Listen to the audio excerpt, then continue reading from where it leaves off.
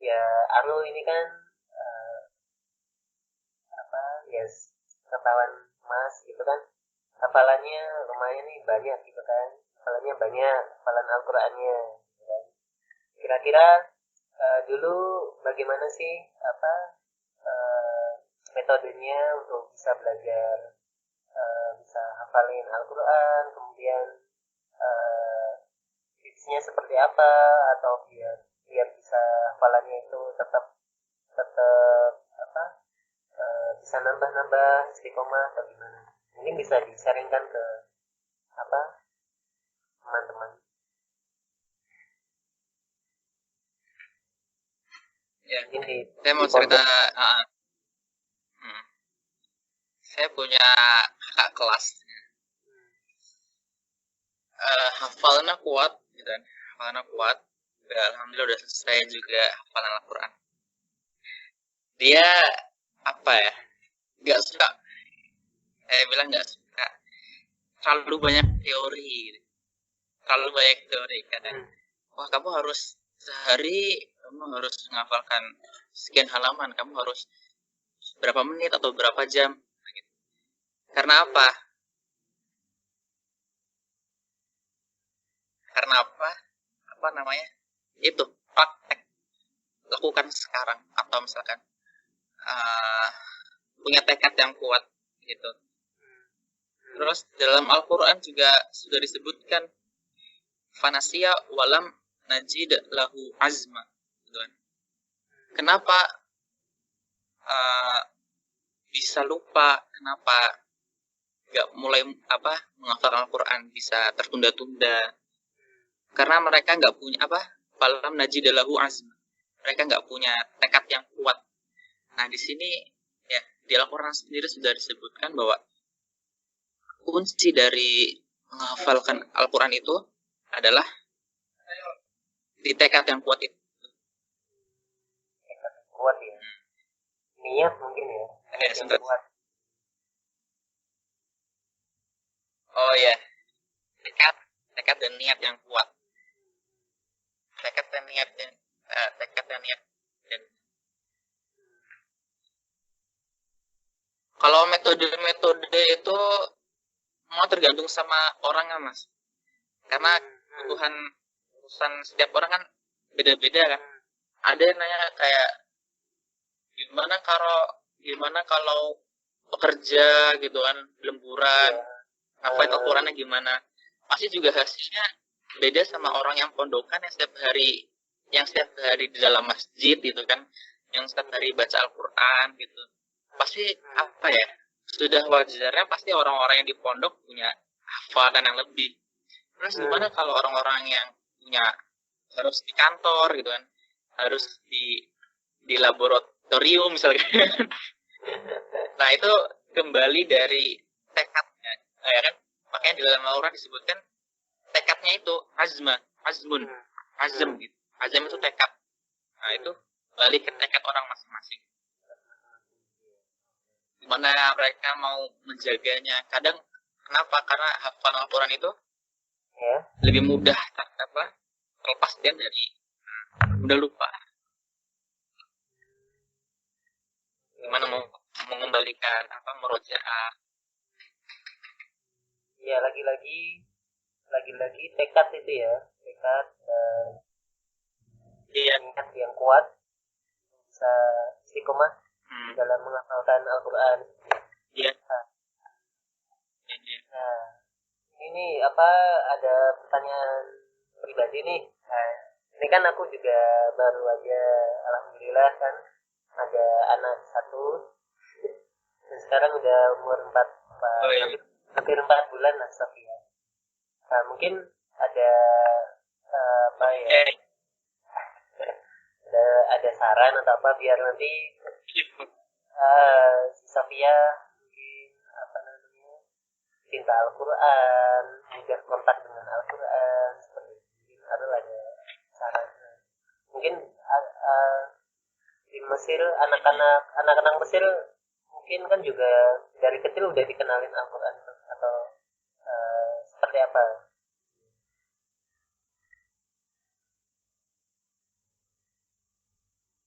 Ya, kayak kita menyukai sesuatu kan, misalkan kayak misalkan ada sepak bola gitu kan. Iya. Kenapa dia Peter Mensa karena dia suka gitu. Karena dia cinta sama pemainnya, cinta sama bintang-bintangnya, cinta sama klubnya, cinta yang memenangkan Piala Dunia misalkan. Ya sama kayak gitu. Kalau kita mau jadi ahlu kan, keluarga dari Al-Quran, sama halnya dengan keluarga pesepak bola tadi, kita juga harus mencintai apa-apa yang berkaitan dengan Al-Quran. Misalkan kita mencintai Al-Qurannya, kita mencintai akhlak-akhlaknya yang ditimbulkan dari kita membaca Al-Quran, kita mencintai siapa yang membawa Al-Quran, gitu kan, Nabi Muhammad SAW. Kita mencintai Allah, kita mencintai sesama manusia, karena Al-Quran juga mengajarkan kita bagaimana kita berinteraksi kepada seluruh manusia, nggak cuma manusia, tumbuhan, alam semesta, semuanya. Nah, maka itu dimulai dari mencintai. Kalau misalkan kita berhubungan dengan anak tadi kan, ya itu tadi kita mulai dengan ayo nak kita mencintai Al-Quran. Mulai dari cinta itu sih. Cintai Nabi Muhammad SAW, kenalkan dengan siapa tuh Nabi Muhammad. Karena orang-orang Mesir di sini, ya, mereka punya kecintaan sama Nabi Muhammad SAW itu tinggi sekali. Lebih dari apa ya? Ibaratnya kayak lebih dari ibu bapak mereka sendiri gitu. Sering mereka bersolawat, Allahumma sholli ala sayyidina Muhammad, Allahumma sholli ala Muhammad, kayak gitu. Di mana-mana, di jalan, di toko, bahkan ketemu orang, shollu ala nabi, sholawatlah kamu kepada Nabi gitu. Itu mulai dari menumbuhkan kita gitu. Berarti kalau bagaimana anak bisa cinta Al-Quran, berarti mulai dari orang tuanya. Paling gampangnya sih. Tapi memang orang tua juga cerminan dari anak ya. Ya, itu jelas sekali. Ya. Dan jika bisa pengen bisa Al-Quran juga cinta dengan Al-Quran, cinta dengan orang-orang yang cinta dengan Al-Quran. Ya, sama halnya seperti tadi. Bedanya orang Mesir yang menuntut ilmu agama sama orang Indonesia itu bedanya sebab ukhuwah Islamiyahnya. Kalau orang Mesir sama orang Indonesia belajar agama, menurut saya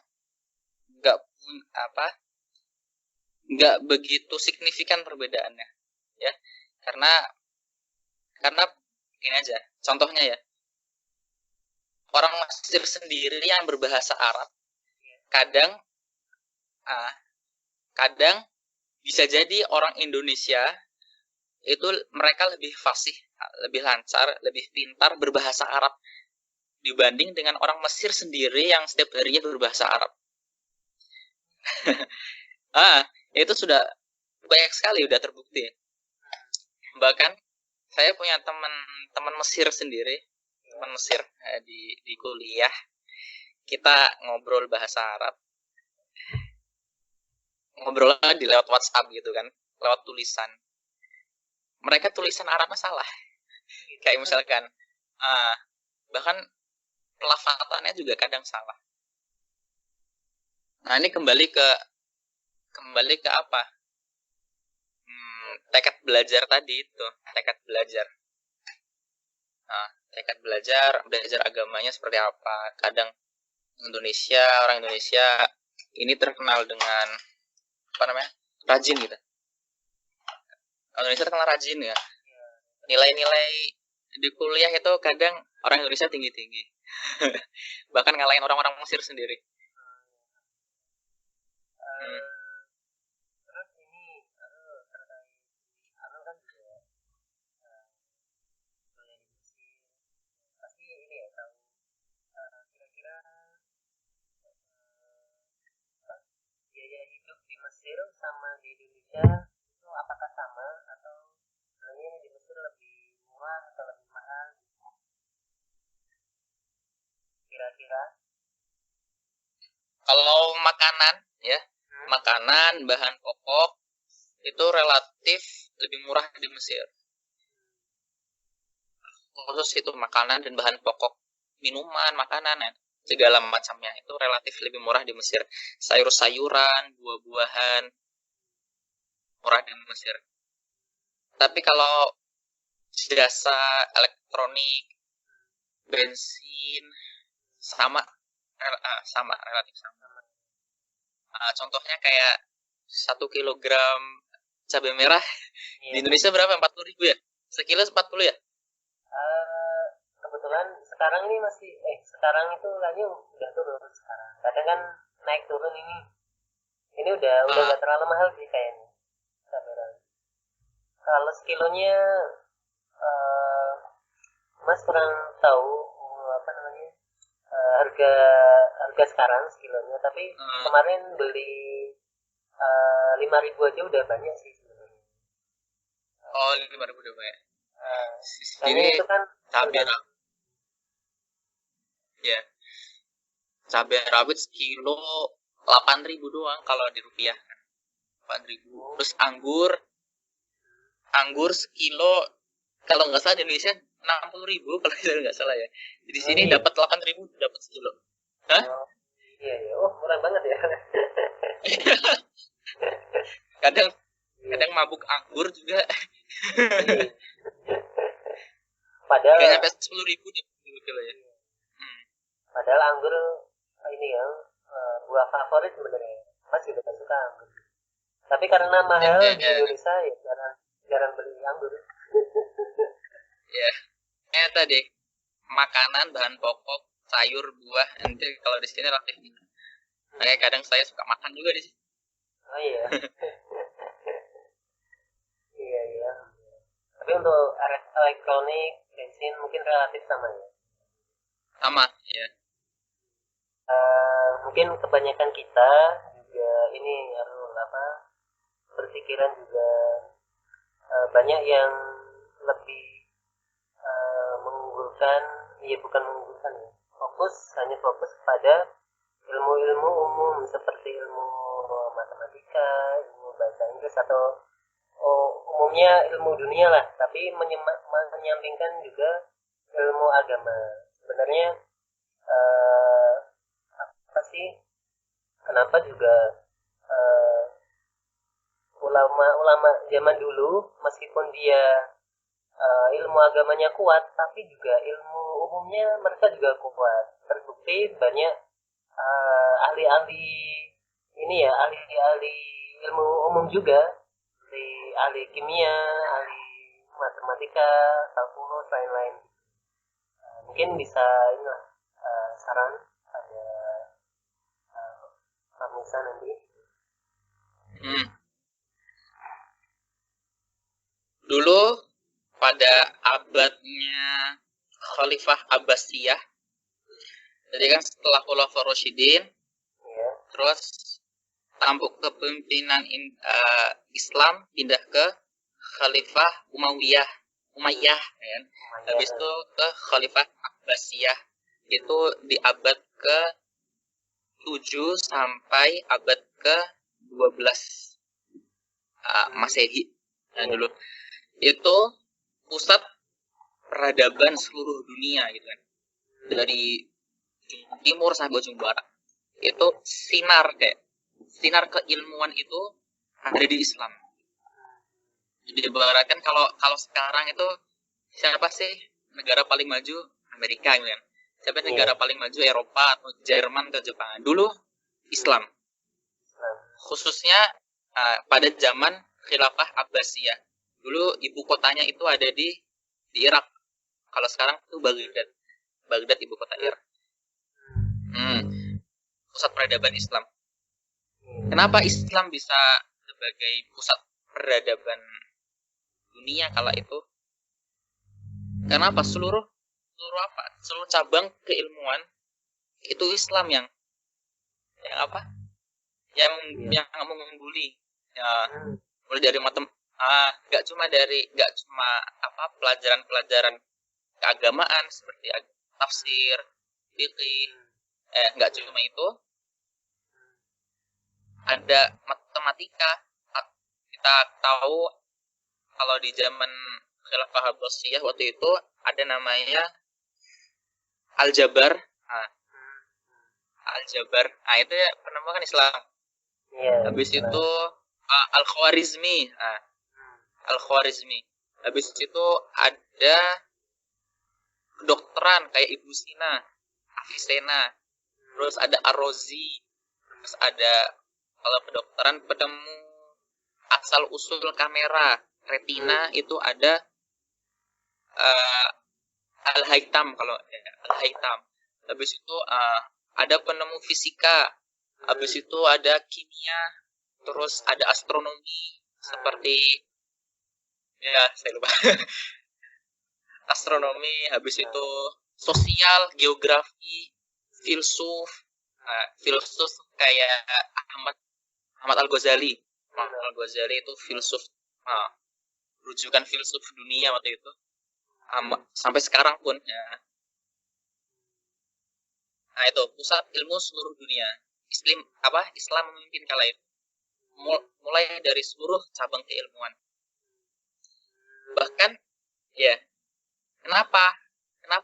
Karena bahkan dalam Al-Qur'an sendiri Allah itu sudah memerintahkan kepada seluruh manusia, ya kan? Sebagai contoh, kayak falam yang dulu, apakah kalian nggak melihat langit yang sudah apakah kalian nggak melihat langit yang sudah kami beri bintang-bintang, ya kan? Kami indahkan, gitu kan? Itu kan kayak kenapa kamu nggak belajar astronomi ya? Kasarnya seperti itu. Kenapa kamu nggak melihat langit gitu? Kenapa kamu nggak belajar astronomi? Terus ada lagi dalam surat juz 30. Kenapa kan? Kenapa kamu nggak melihat unta? Ya, bagaimana unta itu diciptakan? Itu kasarnya kayak kenapa kamu nggak mempelajari biologi? Gitu nggak ya mas? Secara nggak langsung gitu. Kenapa kamu nggak unta bagaimana? Nah, secara nggak langsung kayak kalau saya baca unta itu kayak mereka punya alis yang melindungi debu-debu dari gurun pasir, terus punya punung yang ya menyimpan lemak, air berliter-liter, jalan di gurun tanpa air. Nah, itu kan. Terus banyak mas kayak fenomena-fenomena alam gitu kan ada dalam melakukan, dan kalau fenomena alam itu kayak gunung yang berwarna-warni, nah itu ada laporan. Nah, itu kayak geografi kan contohnya. Nah, itu kalau nggak salah di Cina kalau nggak salah gunung yang berwarna-warni. Habis itu pertemuan antara dua laut di Spanyol di Selat Gibraltar, antara laut. Nah itu kan kayak belajar apa namanya kelautan sih, belajar apa sih namanya? Nah itu ya dari situ makanya dulu para ilmuwan muslim karena mereka belajar Al-Quran, mereka belajar cabang-cabang Al-Quran.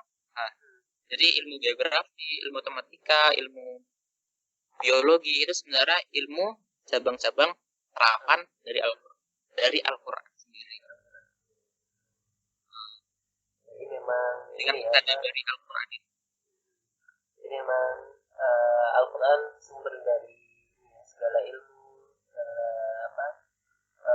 yang sudah dijelaskan sebelumnya tadi kan. Jika kita kayak penemuan-penemuan yang mungkin sudah kita dengar sebelumnya, sebenarnya di Al-Quran juga sudah disebutkan gitu kan. Kalau kita baca gitu kan, kita paham. Baik, pesan dari Arul supaya kita tetap semangat dalam menuntut ilmu, mungkin bisa disampaikan. Oh ya. khususnya ilmu agama ya. Khususnya ilmu agama. Oke. Emang sudah saatnya itu kan umat Islam bangkit. Sudah saatnya umat Islam bangkit dari keterpurukan, dari ketinggalan zaman. Karena kita lihat umat Islam sekarang terpuruk ya, terbelakang, nggak tahu apa-apa misalkan, sering dibodohi. Karena apa? Efek dari ketidaktahuan itu kita jadi sering dibodohin gitu. Yeah. Islam sering diserang gitu kan, lemah, kurang persatuan. Nah, mulai dari situ kita mulai lagi cinta terhadap ilmu, ilmu apapun itu, karena yang sebenarnya ilmu yang mendapatkan pahala, ilmu yang mendapatkan ganjaran itu ilmu yang dimana kita mempelajari bisa menjadikan manfaat untuk diri kita sendiri, ada manfaat untuk orang lain, dan ada manfaat dan ada hasil untuk sekitar. Berbuah ilmunya gitu. Berbuah. Terus ada hadis juga. Ini motivasi juga para penuntut ilmu. Yang dimana barang siapa yang menuntut ilmu, dia bisa meniatkannya karena Allah. Ya. Dia menuntut ilmu dan bisa meniatkannya karena Allah, tetapi dia tidak meniatkan. Dia tidak meniatkan karena Allah. Mungkin karena dia menuntut ilmu karena gaji atau karena pujian. Maka dia tidak akan mencium bau surga sepanjang sangat jauh gitu. Dia tidak akan mencium bau surga. Nah, mulai dari situ kita menggali ilmu penuh niat karena Allah, menebar manfaat. Niat karena Allah tuh bisa jadi itu, menebar manfaat untuk diri kita sendiri, menebar manfaat untuk orang lain. Seluruh ilmu agama dan ilmu terapan-terapannya. Gitu.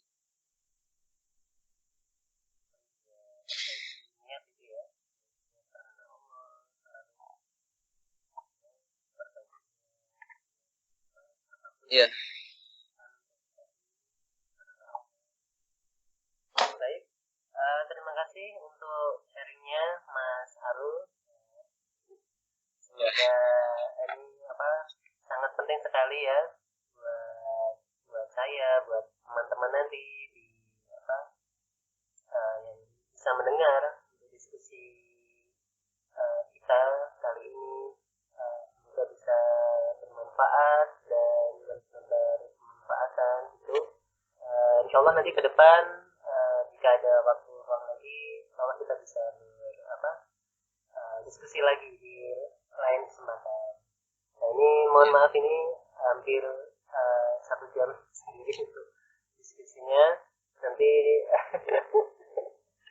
begitu Mas Sarul, semoga tadinya lancar, kemudian dimudahkan semuanya urusannya di perkuliahan Mesir. Saya akhiri dulu ya. Oke, terima kasih Mas Sarul. Assalamualaikum warahmatullahi wabarakatuh. Waalaikumsalam warahmatullahi wabarakatuh.